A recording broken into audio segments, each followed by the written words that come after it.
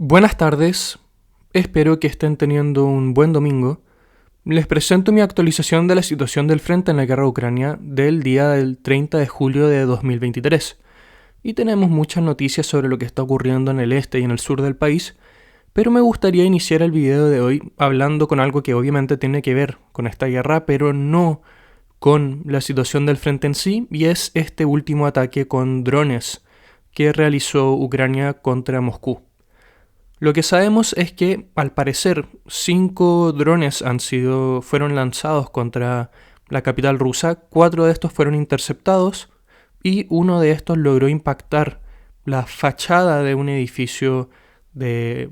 Se supone que es entre residencial y de oficinas, por lo que tengo entendido, y vemos acá el impacto y el daño que se causó, que no es menor, pero tampoco es algo bastante contundente.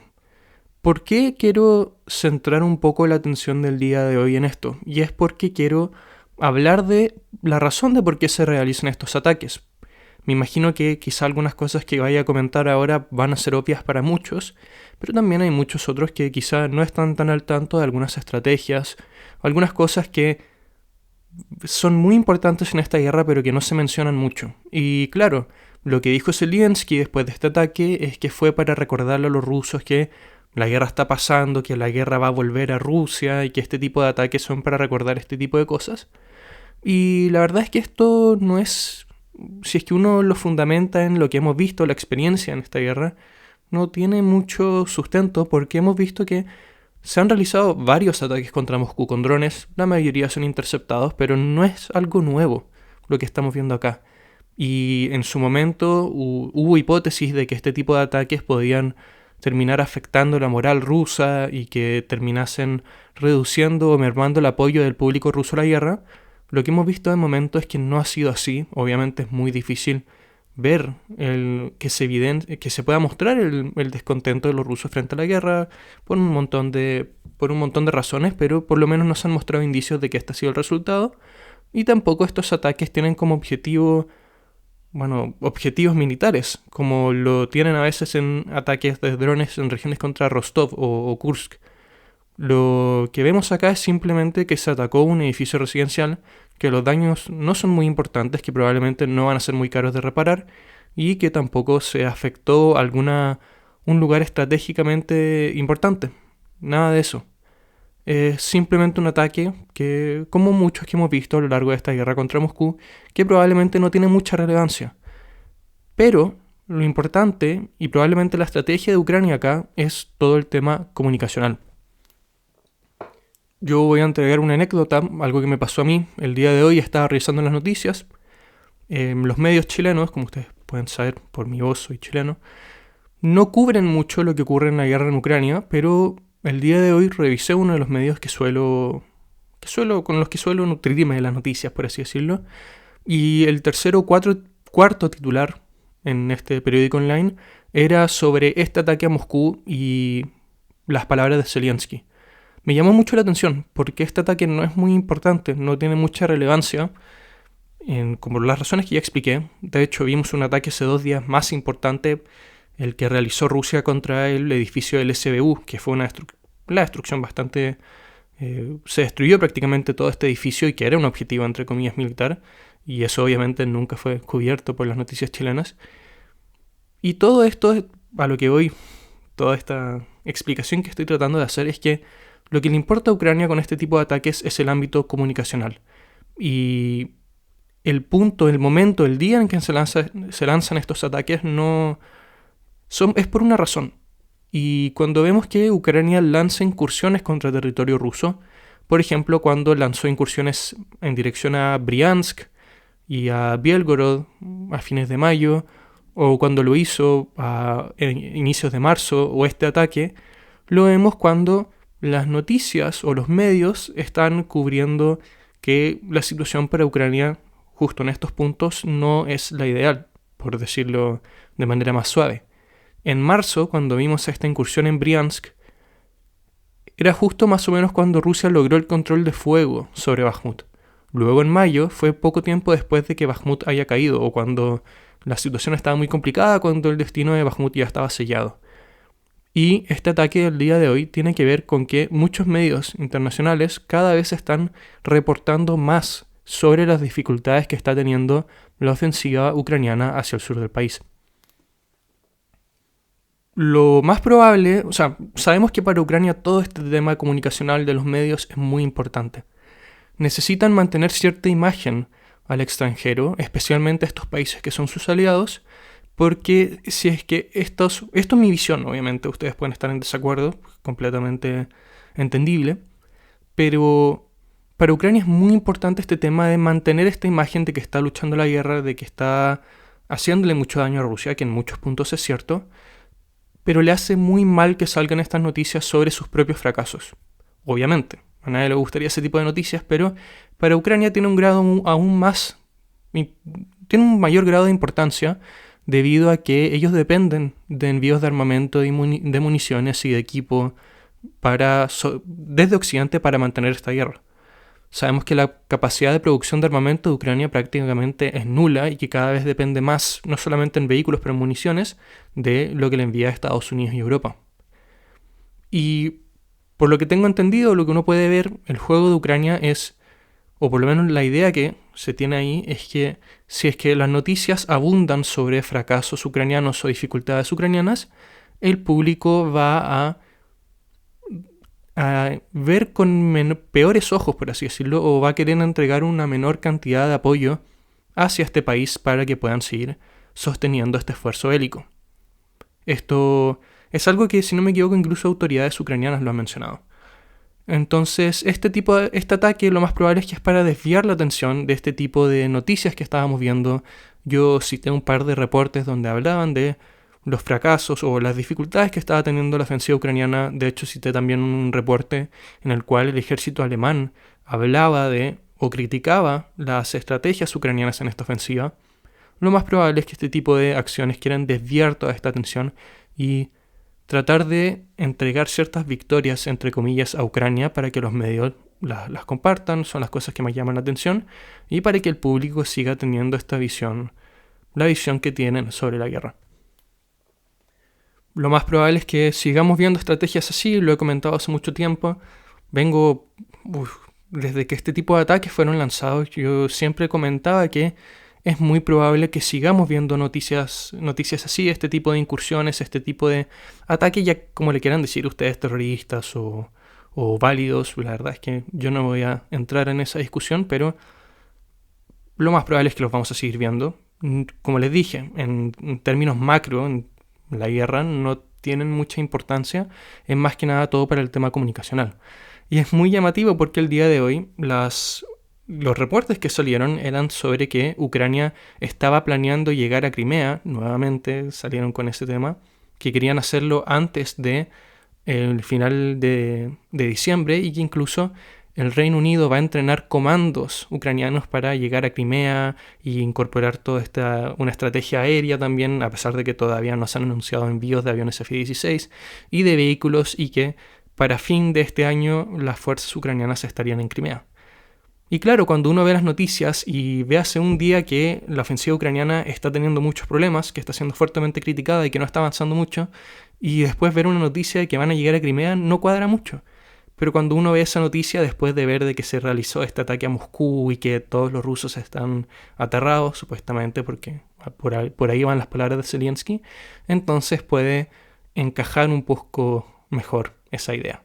De esos reportes sobre la ofensiva a Crimea lo vamos a comentar más hacia el final del video, y eso fue simplemente la explicación que quería hacer sobre todo esto, sobre este tipo de ataques a Moscú, que como mencioné, quizá para muchos de ustedes esto es obvio, pero igual son cosas que hay que mencionar porque también quizá hay muchos de ustedes para los cuales no es tan obvio. Y no lo digo de manera despectiva, nada, no quiero que se lo tomen así. Bueno, vamos ahora a lo que está ocurriendo en la zona del frente y comencemos con el sur del país. Ucrania está atacando más o menos en 3 focos, en 2 de ellos en Zaporilla, uno de ellos en el sur de Donetsk. Hemos visto como Ucrania sigue intentando avanzar en dirección a Yerebrianki, pero no. Este es probablemente el punto donde los combates son menos intensos a lo largo de todo este frente. Donde sí son bastante importantes es en el pueblo de Robotinia. hemos visto que los ucranianos ahora están atacando Robotyne no solamente desde el norte del pueblo, sino que también desde la zona este de Robotyne. Y los rusos, como lo han hecho hace bastante tiempo, siguen rechazando estos ataques. Los ucranianos están en las afueras de Robotyne, como lo podemos ver en el mapa, pero se les está haciendo prácticamente imposible poder entrar en Robotyne, por lo menos de momento. Y esto probablemente tiene que ver con algo que venimos mencionando hace mucho tiempo. Afortunadamente podemos ver esto acá en el mapa de Deep State UA, que es una fuente pro-ucraniana que tiene este sistema para ver las zonas fortificadas que tiene Rusia. Robotyne tiene unas fortificaciones bastante relevantes. Ucrania sigue presionando en esta dirección, siguen habiendo combates. Las imágenes de destrucción de equipo prácticamente se ven todos los días. Y probablemente vamos a seguir viendo que Ucrania quiere avanzar en esta dirección, pero en el último día no ha tenido mayor éxito. Donde sí parece ser que Ucrania... y de hecho, Rusia en el este de Robotyne, en dirección desde Vervove, lo que reporta Suryak Maps, que es este mapa que estoy utilizando acá, él muestra que los rusos han logrado contraatacar y tomar ciertas posiciones en esta zona. Ahora quiero pasar al punto donde Ucrania está teniendo un mayor grado de éxito y tiene que ver con el frente del sur de Donetsk. La atención en los últimos días ha girado en torno a Staromayorsk, donde se estima está bastante confusa la situación. Este pueblo prácticamente está en un tipo de zona gris. Rusia controla una parte. Algunas fuentes rusas afirman que controlan el centro y el sur de la ciudad. Yo lo que tengo entendido es que las fuerzas rusas están en algunas partes en el sur, no ciudad, disculpen, de este pueblo, en algunas partes en el sur, pero más que nada están en las afueras de este, y que Ucrania controla el norte. Lo que sabemos es que prácticamente este pueblo, que como podemos apreciar en las imágenes no es muy grande, debido a las constantes batallas de artillería prácticamente no existe. Es una situación bastante parecida a lo de Piatihatki, donde vemos que Ucrania logra entrar, no logra consolidar este avance porque después los rusos contraatacan y vemos este tira y afloje donde eventualmente no se puede utilizar este pueblo por más pequeño que sea. Los pueblos son muy valiosos, especialmente en la zona de Zaporilla, porque permiten cierto grado de cobertura. Este tipo de batallas, como lo que estamos viendo acá y como lo que se vio en Piatihatki, terminan haciendo que estas zonas se queden prácticamente en una zona gris, debido a que los escombros son relativamente difíciles de utilizar para cobertura, lo que termina dificultando después cualquier avance para un u otro bando, pero en este caso sabemos que Ucrania está pasando la ofensiva, entonces se dificultan los avances ucranianos y no es coincidencia que desde que Ucrania se hizo con el control de Piatihatki, que vemos que es un pueblo bastante más pequeño, pero que prácticamente está destruido, no ha podido avanzar más en esta dirección. Porque es muy difícil lanzar estas operaciones si es que no hay un pueblo desde donde tener cobertura y tener un punto para reagrupar y lanzar las operaciones. Puede ser que algo parecido se ocurra en Staromayorsk. Lo que sí sé es que la destrucción en Staromayorsk es contundente, pero no al nivel de Piatihatki. Entonces eso es algo que hay que tener en cuenta. Donde sí hay buenas noticias para los ucranianos es un poquito al oeste de Staromayorsk, donde podemos ver que en la zona en dirección a Pryutne, el ejército ucraniano ha avanzado y está prácticamente en las afueras de este pueblo.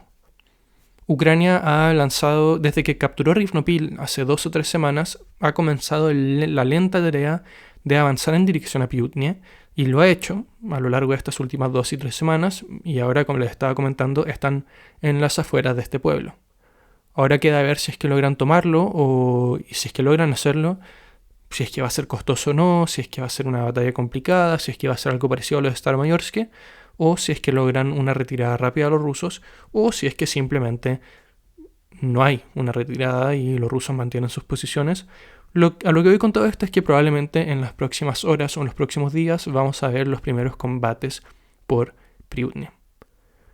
A mí me llama mucho la atención y lo he comentado. Sabemos que Ucrania relanzó esta ofensiva en el sur, donde supuestamente en 1 a 3 semanas van a tomar el pueblo de Tokmak, o esta ciudad de Tokmak, que es una ciudad que los rusos han fortificado fuertemente, debido a que es un punto estratégico muy importante en todo este frente.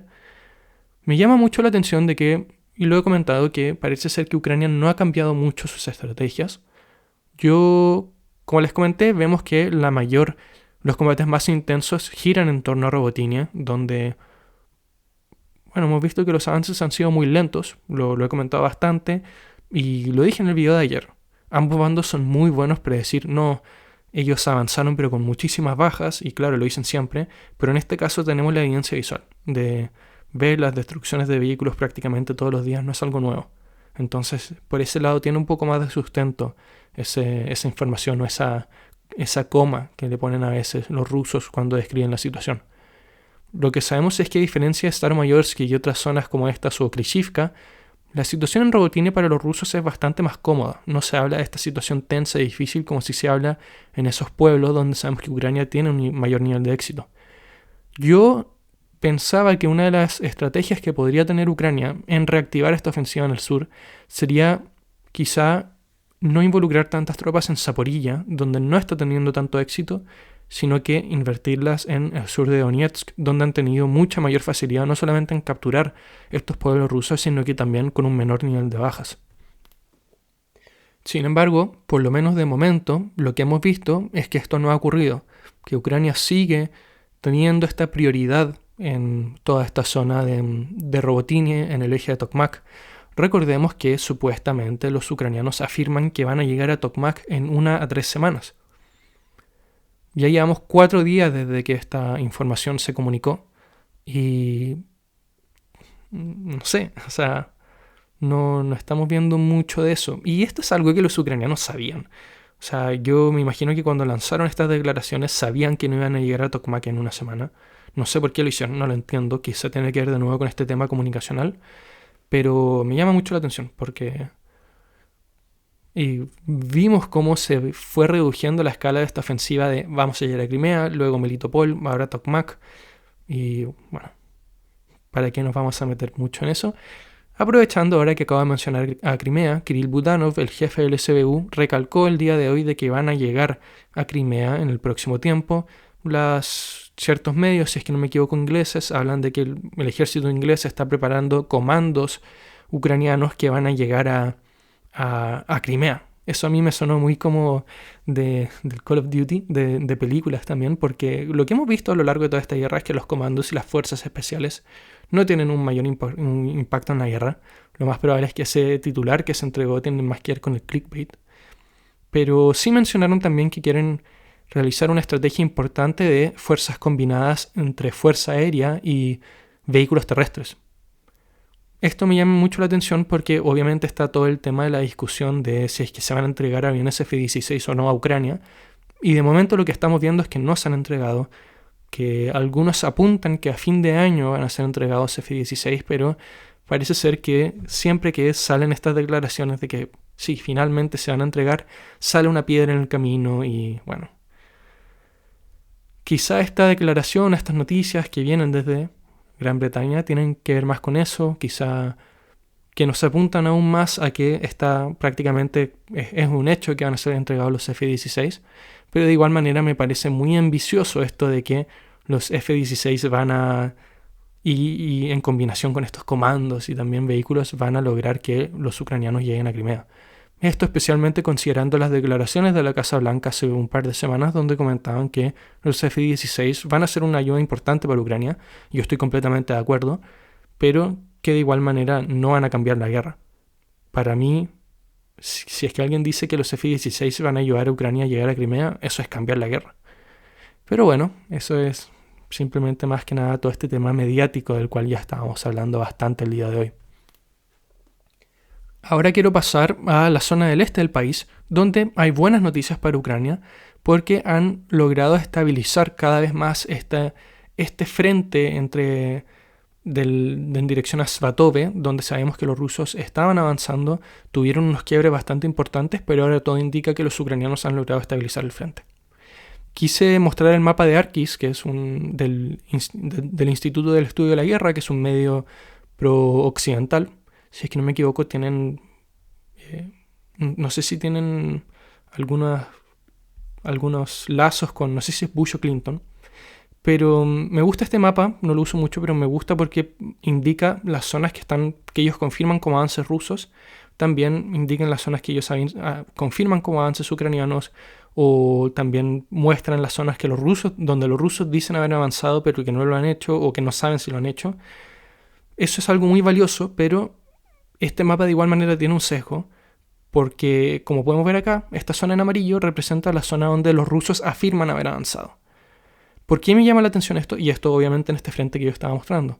¿Por qué me llama la atención esto? Es porque si es que vemos el mapa de acá, esto no es solamente las zonas donde los rusos afirman haber avanzado, esto es también donde los ucranianos afirman que los rusos han avanzado. Fíjense en Sergivka, que es este pueblo de acá. Según este mapa, es un avance que solamente los rusos han comentado. Cuando vamos al mapa de Deep State UA, que es un mapa pro-ucraniano, o sea, es sesgado por el bando de Ucrania y obviamente son ucranianos, pero de igual manera reportan bastante bien, en mi opinión. Vemos que Sergivka está bajo control ruso. Eso es una de las cosas que me molesta un poco de este mapa a veces. ¿A qué voy con todo este frente? Los ucranianos afirman haber estabilizado el frente y que incluso lograron sacar a los rusos de Nadia, que es este pueblo que habían capturado, de unos 30 habitantes, y también de porciones de Novogeorgivka. Esto es lo que comentan los mapas ucranianos. Suryak Maps, que para mí es la mejor fuente para cubrir esta guerra, todavía no muestra estas cosas. En su actualización del día de hoy sigue mostrando a Nadia, como podemos ver acá, y a Novogeorgivka completamente bajo el control ruso. Hay que ver qué es lo que está ocurriendo acá en las próximas horas, pero efectivamente vemos cómo Ucrania ha estabilizado un poco el frente en toda esta zona, y lo que comenta Deep State UA, que es la fuente ucraniana, como les acabo de decir, el ejército ucraniano logró esto a raíz de poder transferir reservas. Ellos no especificaron de dónde vienen estas reservas, pero algo que yo he comentado prácticamente desde que vimos este quiebre ruso es que en caso de transferir reservas probablemente se van a disminuir los potenciales ofensivos de otras zonas del frente donde Ucrania sí está pasando a atacar posiciones rusas, y acá es donde yo quería pasar a analizar la situación en Bakhmut, porque lo que hemos visto en el último tiempo, además de ciertos avances ucranianos o supuestos avances ucranianos, porque esto es algo que informaron las fuentes ucranianas como Deep State UA, no hemos visto mayores cambios o mayores ofensivas importantes en toda esta zona por parte del ejército ucraniano. De manera más concreta, lo que estamos viendo es que después de que los ucranianos fueron expulsados de Klishivka hace un par de días, no han logrado avanzar más en esta dirección. Y lo mismo en Berjivka, de Berjivka ni hablar. Desde que Rusia estabilizó esta parte del frente hace un par de semanas, no han habido más avances ucranianos. Esto puede ser, si yo tuviese que entregar mi idea de lo que puede estar ocurriendo, puede ser que algunas reservas que estaban destinadas para apoyar estos esfuerzos en Bakhmut han sido transferidas a toda esta zona de Svatove para estabilizar el frente. Y eso es algo que yo estaba comentando bastante, que eso sería una decisión bastante difícil para el bando ucraniano, de reducir el potencial ofensivo de lo que están haciendo en Bakhmut para estabilizar este frente en Svatove. Puede ser que sea esto, esta es mi teoría de momento, pero les comento, sin tener mayor confirmación, sin tener mayor información sobre qué batallones o qué grupos fueron llevados a Svatove, no se puede confirmar esto, simplemente es mi análisis de momento. Pero de igual manera sabemos que en Klishivka hay combates bastante intensos. Los ucranianos afirmaron hace 1 o 2 días que avanzaron en dirección a Kurdimivka. Lo que sabemos, sí, como lo acabo de mencionar, es que después de que los rusos lograron tener un contraataque efectivo en Klishivka, el ejército ucraniano no ha podido volver a entrar en este pueblo. Hay una diferencia, y lo comenté en mi canal de Telegram, lo voy a dejar en la descripción del video para quienes les interese ese medio, en los contraataques que realiza Rusia en Bakhmut y en la zona de Zaporilla. Sabemos que cuando Ucrania entró en Klishivka y en Berjivka, antes de que pudiesen consolidar estas ganancias, Rusia contraatacó y logró expulsar a Ucrania de estos pueblos. Lo que vemos en el sur también, como lo que estamos viendo en Staromayorsk, es que cuando esta misma situación pasa, Rusia también contraataca. Pero estos contraataques son bien distintos, porque en el caso de Staromayorsk, de Piatihatki, son pueblos más pequeños, menos fortificados, y la destrucción que termina llevando este tira y afloja hacen que ninguno de los dos bandos pueda utilizar este pueblo. Lo más probable es que la estrategia rusa ahí es desgastar lo más posible a las fuerzas ucranianas. Los contraataques en Berjivka y Klishivka tienen más que ver con la necesidad de mantenerse en estos pueblos. Si es que Rusia pierde Piatihatki y si es que pierde Staromayorsk, obviamente nadie quiere perder territorio, pero es algo con lo que van a poder vivir. No va a causar un colapso en el frente como lo vimos. Lo que pasa en Klishivka y en Berjivka es que estos pueblos son muy importantes para Rusia. Son muy importantes para mantener abiertos los flancos en Bakhmut. Si es que Ucrania logra capturar estas zonas y consolidar estas ganancias, puede empezar a afectar las líneas de suministro de la ciudad de Bakhmut. También hay que comentar que la batalla por Bakhmut cuando Rusia tomó esta ciudad es muy diferente a lo que podríamos ver ahora.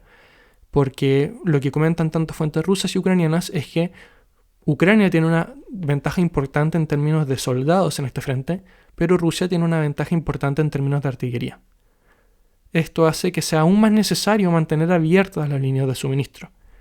Si es que, hipotéticamente, obviamente, si es que Ucrania logra llevar a Bakhmut a un tipo de cerco, como lo vimos que Rusia lo logró por alrededor de 2 meses, sería muy difícil para los rusos mantener sus posiciones porque necesitan estas líneas abiertas para el constante flujo de artillería, especialmente considerando una importante desventaja numérica. En el caso de cuando Ucrania defendía Bakhmut, no dependía tanto de la artillería, dependía más de utilizar estas fortificaciones, entonces era más que nada, no se tenía esta necesidad de que el flujo, obviamente uno necesita tener un flujo de tropas y de refuerzos y de vehículos, lo que sea, pero no a la misma cantidad que lo necesita Rusia en este frente. También, obviamente, comentar que las fortificaciones en Bakhmut después de la toma rusa se han debilitado bastante, obviamente. Uno ve las imágenes de Bakhmut y muchos edificios que fueron bastiones de la defensa ucraniana están completamente destruidos, tanto por artillería como detonaciones planificadas por parte de los ucranianos. A lo que voy con todo esto es que Klishivka y Berjivka son fundamentales para el futuro de esta batalla. Por eso es que Rusia lanza estos contraataques y por eso es que estos son distintos a lo que vemos en el sur. De igual manera, lo más probable es que sigamos viendo combates por toda esta zona. Es probablemente la zona donde la ofensiva ucraniana está teniendo un mayor éxito. Es primero Bakhmut, luego el sur de Donetsk y luego muy atrás Zaporilla. De igual manera, todavía no logran capturar ninguno de estos pueblos, pero han logrado presionar bastante a las fuerzas rusas y las fuentes rusas comentan siempre que la situación es muy complicada. Esto es parecido a lo que está causando Rusia en las zonas como Bilogorivka, donde los ucranianos comentan prácticamente todo el tiempo que la situación es muy, muy difícil. Pero bueno, eso fue más que nada el video del día de hoy. Muchas gracias por ver, espero que tengan un muy bonito domingo.